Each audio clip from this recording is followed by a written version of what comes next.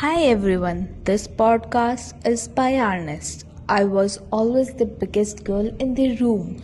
That's what she told me over coffee on a chilling morning. Not with shame, not anymore, but with a kind of peace.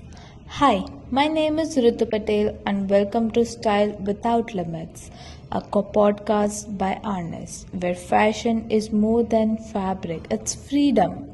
Today, I want to take you on a journey, one woman's journey, Shweta Naik's, who, like so many of us, spend years shrinking yourself just to fit in. But what if I told you that her breakthrough started not in a mall or in a makeover, but in therapist's office? Stick around because this story might just change the way you see your closet and yourself. Shweta, an accountant from Goa, India, had always felt invisible. I used to shrink myself, not just physically but emotionally too, she said, gently stirring her coffee. Every time I walked into a room, I had to look around for someone who looked like me. Most of the time, there wasn't anyone. Being plus size in a world obsessed with thinniness doesn't just affect my style, it chips up always at your spirit.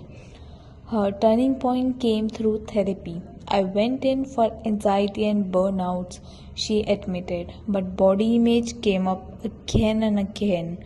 I realized how much my self worth was tied into how I saw myself. That realization, it unlocked everything. She hired a body positive stylist not to fit her, but to help her see herself. This result. I wore a jumpsuit one tight at the waist. I used to hide that area. But that day I felt powerful. Shweta told me. I expected stares, but instead I got compliments. More importantly, I stood taller.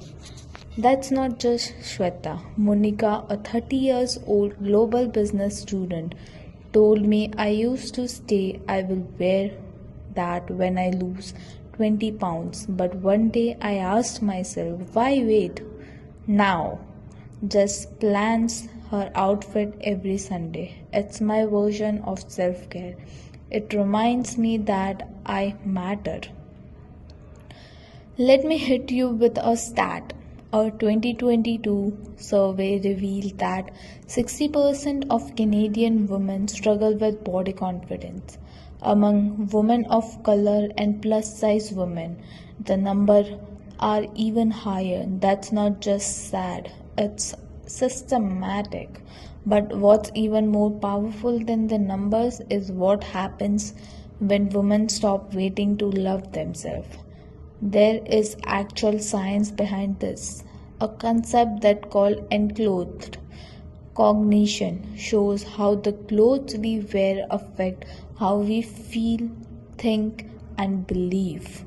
We wear something bold, you feel bold. Wear something joyful, you feel joyful. Clothes become more than a look, they become a statement, a decision, a reclamation of space. As Shweta puts in, every time I wore something I liked, even when I was nervous, I reminded myself I deserved to be seen. Confidence isn't a trend, it's a practice. Shweta still has days she struggles. We all do, but now she asks herself, what would I wear if I really felt confident that she wear it that day?